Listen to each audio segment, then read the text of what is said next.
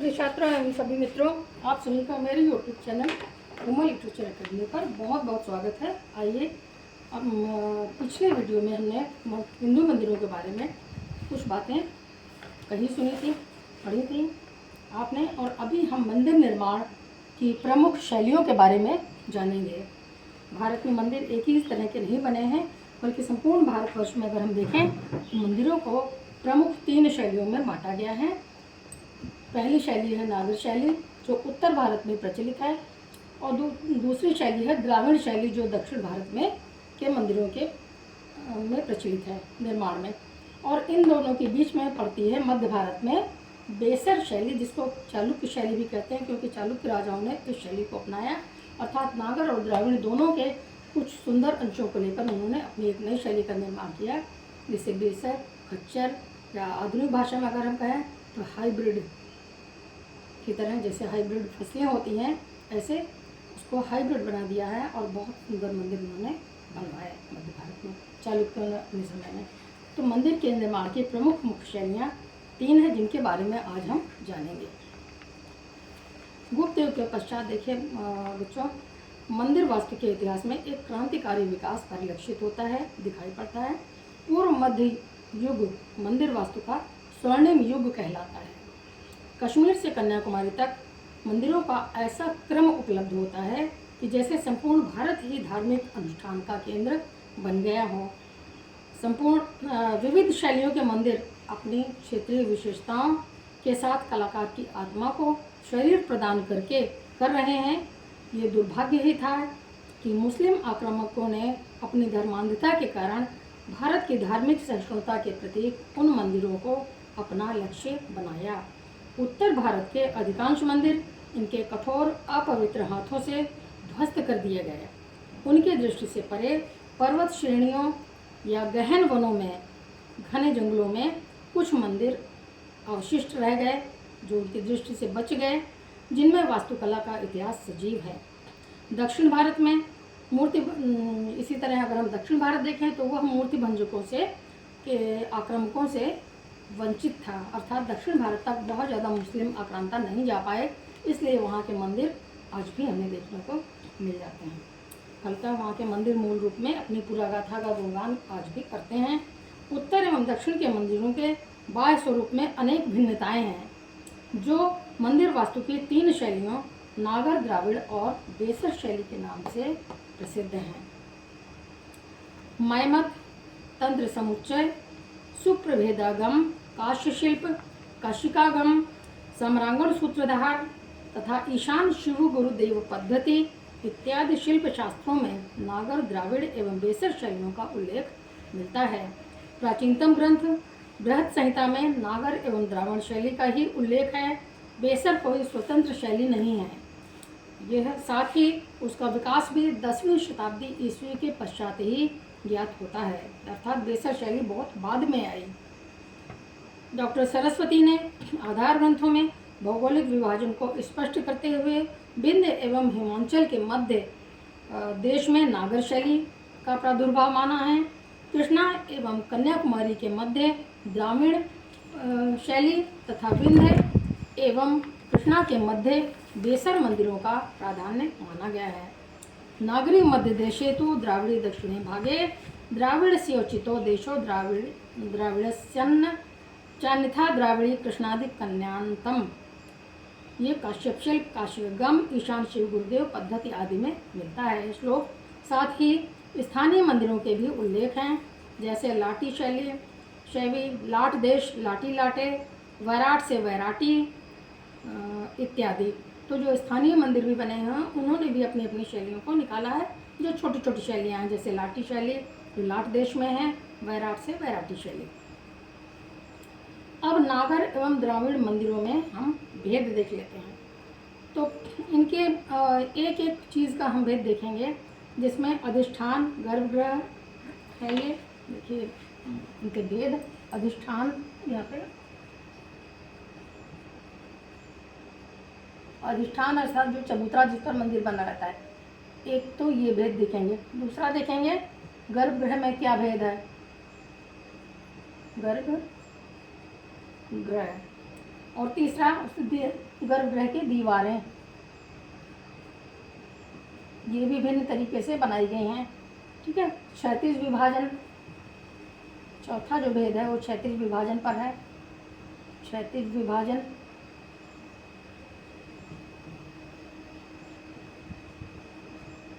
क्षैतिज विभाजन। पांचवा भेद शिखर का है।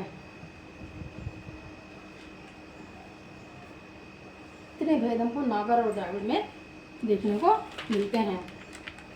ठीक है, तो यहाँ पर हम पहले अधिष्ठान को देखते हैं। अधिष्ठान, द्राविड़ मंदिरों में अधिष्ठान अत्यावश्यक नहीं है, अर्थात किंतु नागर मंदिरों में भी अधिकांश मंदिर उच्च चबूतरे पर बना होता है, जिसे अधिष्ठान या जगती कहा जाता है। जैसे कुएं आदि बनाने में प्राचीन काल में एक ऊंचे चबूतरे पर सीढ़ियों पर चढ़कर कुएं पर पानी भरने जाना होता है, तो उसे जगत या जगती अर्थात चबूतरा कहते हैं। ऐसे मंदिरों में भी चबूतरे बने होते थे जिन्हें अधिष्ठान कहा जाता था। पंचायतन मंदिरों में तो यह अनिवार्य अंग है, अर्थात नागर शैली का एक अनिवार्य अंग के रूप में अधिष्ठान को देखा जाता है, जबकि द्राविड़ मंदिरों में अधिष्ठान होना अनिवार्य नहीं है। अधिकतर द्राविड़ मंदिर बिना अधिष्ठान के अर्थात भूमि पर सीधे बनाए गए हैं, उन्हें चबूतरे की आवश्यकता नहीं हुई है। अब देखते हैं गर्भगृह को। दोनों ही शैलियों के मंदिरों के गर्भगृह सामान्यतः वर्गाकार हैं। नागर मंदिरों में गर्भगृह के चतुर्दिक ढका हुआ प्रदक्षिणा पथ मात्र कुछ ही मंदिरों में है। अधिकांशतः उच्च अधिष्ठान प्रदक्षिणा पथ के रूप में प्रयुक्त होता है। इसके विपरीत दक्षिण के जो मंदिर हैं, द्राविड़ शैली के मंदिर अधिकांशतः ढके प्रदक्षिणा पथ से युक्त हैं। नागर शैली में यदि निरांधार मंदिरों का आधिक्य है तो द्राविड़ शैली में सांधार मंदिरों का अर्थात गंधार या सांधार मंदिरों का आधिक्य है। अब आते हैं गर्भगृह की दीवारों पर। नागर एवं द्रविड़ मंदिरों में गर्भगृह की दीवारों में स्पष्ट भिन्नता दृष्टिगत होती है। नागर गर्भगृह की दीवारों के बाएं भाग के अनेक अंश बाहर निकले होते हैं, जो दीवार की ऊंचाई तक जाते हैं। उन्हें रथ अथवा कोण कहा गया है, अर्थात मंदिरों में कोण निकले होते हैं, अनेक प्रकार से डिजाइन उनमें बनी होती है जिन्हें कोण कहा गया है। यदि मध्य में एक अंश बाहर निकला है तो बाहरी दीवार में खड़ी 3 रेखाओं का निर्माण होता है। इन्हें भी रथ मंदिर की संज्ञा दी गई है। बड़े अंशों के कारण नवरथ मंदिर तक प्राप्त होते हैं, जबकि द्रविड़ मंदिरों में यह स्वरूप अत्यल्प मंदिरों में दृष्टिगत होता है। बहुत कम द्रविड़ मंदिरों में दीवारों में कोण बनाए गए हैं, एक मतलब 9 कोण, 5 कोण, 4 कोण, इस तरह से बहुत कम बनाए गए हैं। तो इसी प्रकार क्षैतिज लहरों के कारण भी नागर दीवारें अनेक भागों में विभाजित होती हैं। क्षैतिज अर्थात आड़ी लहरों के कारण भी विभाजित होती हैं, जिससे पंचांग एवं सप्तांग मंदिरों का निर्माण होता है, और द्राविड़ मंदिरों में ऐसी लहरें नहीं प्राप्त होती हैं। तो हम देखते हैं कि जो नागर शैली के मंदिर हैं उनको हम क्षैतिज विभाजन भी कर सकते हैं, और कई भागों में वो बटा हुआ हमको दिखाई पड़ता है। अब आते हैं क्षैतिज विभाजन पर। विकसित नागर मंदिर में गर्भगृह, उसके समक्ष क्रमशः अंतराल, मंडप तथा अर्ध मंडप प्राप्त होते हैं। एक ही अक्ष पर अर्थात एक ही लाइन पर एक दूसरे में संलग्न इन भागों का निर्माण किया जाता है। द्राविड़ मंदिरों में, जबकि द्राविड़ मंदिरों में गर्भगृह, मंडप, नट मंडप तथा भोग मंडप एक ही अक्ष पर संयुक्त रूपेण या पृथक रूपेण प्राप्त होते हैं। शैव मंदिरों के समक्ष नंदी मंडप का निर्माण भी पृथक रूप से किया गया है। दक्षिण भारत के मंदिरों में जितने भी शिव के मंदिर हैं उनमें नंदी के, उनके वाहन नंदी के लिए एक अलग सा मंडप हमेशा बनाया गया, सदैव बनाया गया। दक्षिण भारत में मंदिरों के समक्ष सोपान युक्त जलाशयों का भी आधिक्य है, जबकि नागर मंदिरों में ऐसा नहीं है। दक्षिण भारत के मंदिरों के समीप पास में ही एक पक्का जलाशय या तालाब भी अवश्य ही बनाया जाता था। ऐसा प्रतीत होता है कि मंदिर के ही एक अंश के रूप में इन जलाशयों का निर्माण किया गया है। साथ ही द्राविड़ मंदिर विशाल प्राकार के मध्य बसाए गए हैं, अर्थात मंदिरों के चारों तरफ एक बड़ी बाउंड्री वॉल दक्षिण द्राविड़ मंदिरों में बनती है दक्षिण भारत में, जो उस मंदिर की एक सीमा रेखा को खींचती है। नागर एवं द्रविड़ मंदिरों के अंग समूह में मूलतः कोई भी भेद नहीं है, किंतु वास्तुगत रूप से इनका बाह्य स्वरूप निश्चय ही एक दूसरे से भिन्न है। अब आते हैं शिखर पर। नागर शिखर अर्थात सबसे ऊंचा जो स्थान है, सबसे ऊपर का स्थान, उसे शिखर कहते हैं।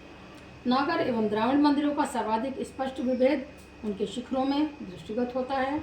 यद्यपि दोनों शिखरों का उद्भव राजप्रासादों या भव्य भवनों से हुआ है, किंतु आर्य एवं द्राविड़ वास्तुकला की परंपरागत विशेषताओं के आधार पर इनका विकास भिन्न रूपों में हुआ। द्राविड़ शिखर आधार खंड का क्रमशः घटता हुआ रूप विभिन्न खंडों में प्राप्त होता है, जिसे भूमि या रत्न कहा गया है। 16 भूमियों अर्थात भूमि मंजिल को भी कहते हैं। 16 भूमियों या अर्थात 16 मंजिलों तक के मंदिरों के निर्माण का विधान किया गया है।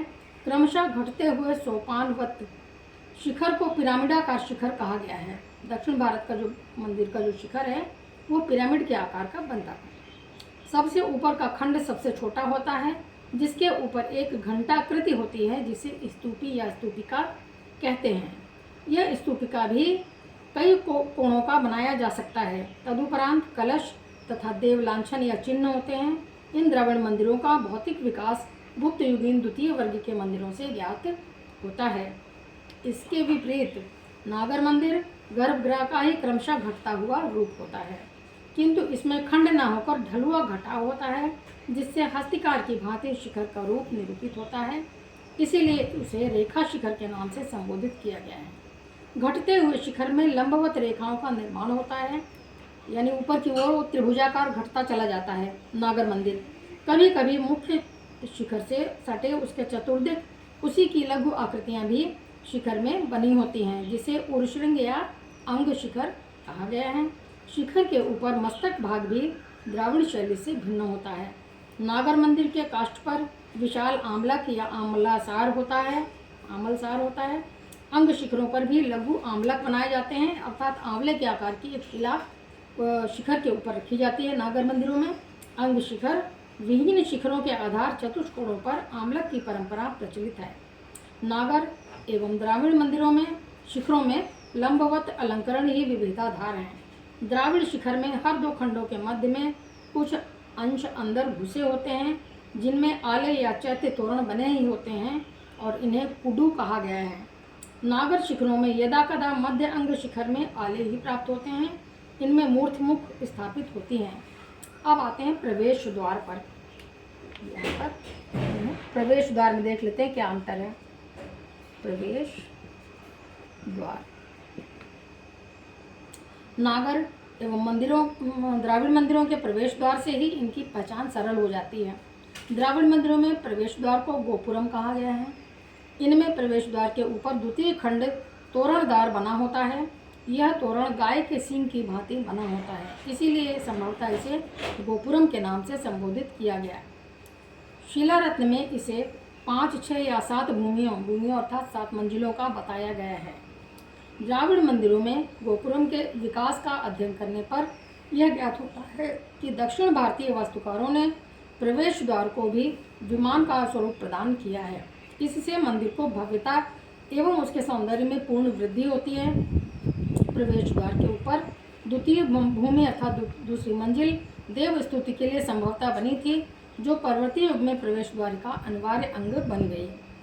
नागर प्रवेश द्वार, जबकि अभी आपने द्राविड़ प्रवेश द्वार को सुना, अब नागर प्रवेश द्वार सुन लीजिए। अधिकांशतः आयताकार हैं, जिनके ऊपर तोरण द्वार का अभाव है। प्रवेश द्वार के ऊपर गजलक्ष्मी तथा दोनों किनारे गंगा यमुना की मूर्तियां बनी होती हैं। नागर मंदिरों का प्रवेश द्वार अलंकरण प्रधान तो होता है, किंतु इसमें वास्तु वैविध्य नहीं होता है। सामने मध्य में 2 शाखाओं से द्वार निर्माण का विधान किया गया है। इस प्रकार नागर एवं द्राविड़ मंदिरों के वास्तु विभेदों से यह स्पष्ट ज्ञात होता है कि मुख्यतः 2 शैलियाँ ही संपूर्ण भारत में प्रचलित थीं। इन शैलियों की अनेक क्षेत्रीय विशेषताएं प्राप्त होती हैं, इसीलिए वास्तु ग्रंथों में विभिन्न प्रकार की मंदिर वास्तु परंपराओं का उल्लेख मिलता है। और विश्वकर्मा प्रकाश में 20-21, मत्स्य पुराण में 20, बृहद संहिता में 19, भविष्य पुराण में 19 तथा सम्रांगण सूत्रधार में 14 से 36 नागर मंदिरों के उल्लेख प्राप्त होते हैं। संभवतः इन्हें वैराज, पुष्पक, कैलाश, मानिक, त्रिविष्टक समूहों में विभाजित किया गया है। और जबकि द्राविड़ मंदिरों में सुप्रभेदागम में 14, ईशान देव गुरु पद्धति में 38 तथा शिल्परत्नम एवं वैखाना सागम 137 उप प्रकारों का उल्लेख है। मात्र उड़ीसा मंदिरों की ही 67 शैलियाँ वर्णित हैं। विष्णु धर्मोत्तर में 97 प्रकार के मंदिरों का वर्णन है जो नागर एवं द्राविड़ दोनों ही वर्गों में हैं। इन शैलियों में नाम मात्र की ही विभिन्नताएं हैं। तो आपने नागर और द्राविड़ शैली के भेद को अभी जाना। अब हम चर्चा करेंगे बेसर शैली पर। मंदिरों की बेसर शैली कोई भिन्न शैली नहीं है, वरन नागर एवं द्राविड़ शैलियों का संकर रूप है, अर्थात उनका हाइब्रिड रूप है। बेसर का तात्पर्य है खच्चर अथवा मिश्रित, इसीलिए आधार ग्रंथों में इसे वृत्ताकार मंदिर कहा गया है। कोई स्पष्ट स्वरूप इसे नहीं दिया गया है। परवर्ती चालुक्यों के काल में ऐसे मंदिर कल्याणी के चालुक्यों की ही साम्राज्य सीमा में अधिकांशता प्राप्त होते हैं, इसीलिए इसे चालुक्य शैली के नाम से भी संबोधित किया जाता है। महाराष्ट्र एवं कर्नाटक इसके प्रमुख क्षेत्र हैं। इसमें यत्र तत्र नागर रेखाएं एवं अलंकरण प्रयुक्त होने से इसे पूर्णतः द्राविड़ शैली का विकास नहीं कहा जा सकता। इसके पिरामिडाकार शिखर में ऊपर नीचे निर्मित आले रेखाओं का निर्माण करते हैं। दीवारें नागर रक्षाकार रूप में बनी हैं, किंतु बीच बीच में अंदर घुसे भाग द्राविड़ शैली का प्रभाव है। गर्भगृह की आधार योजना के परिवृत्तीकरण से परवर्ती युग में नक्षत्राकार मंदिरों का विकास हुआ। ये मंदिर प्राकार विहीन है, अर्थात में कोई बाउंड्री वॉल नहीं है द्राविड़ मंदिरों की तरह। विमान मंडल एवं अर्धमंडल इसके प्रमुख अंग हैं, क्योंकि गोलाकार होते थे इसलिए इनके चारों तरफ एक मंडलाकार ढांचा बनाया जाता था। तो इनमें द्रविड़ विशेषताओं का ही प्राधान्य है, किंतु नागर विशेषताओं के सम्मिश्रण से ये मंदिर सौंदर्य की दृष्टि से अपेक्षाकृत अधिक आकर्षक बन गए हैं। इनके स्तंभ, प्रवेश द्वार, दीवारें तथा शिखर विभिन्न अलंकरणों से चमत्कृत हैं। जिस प्रकार होयसल मूर्तियाँ अपने अलंकरणाधिक्य के लिए विख्यात हैं, उसी प्रकार बेसर मंदिर भी अलंकरण भार के लिए सुविदित हैं। बेसर शैली का पूर्ण परिपक्व रूप भी होयसल युग में दृष्टिगत होता है। तो आज के लिए इतना ही। अगले वीडियो में हम आपको इन सभी नागर शैली के मंदिरों के बारे में बताएंगे, द्राविड़ शैली के मंदिरों को बताएंगे और बेसर शैली के प्रमुख मंदिरों की चर्चा हम लोग अगले उसमें करेंगे। तो आशा है आपको आज का ये एपिसोड बहुत पसंद आया होगा। इसे बस लाइक करिए, एक दूसरे को शेयर करिए और इस परीक्षाओं में इससे लाभ उठाइए। बहुत बहुत धन्यवाद। हो सके तो सब्सक्राइब भी अवश्य करिए।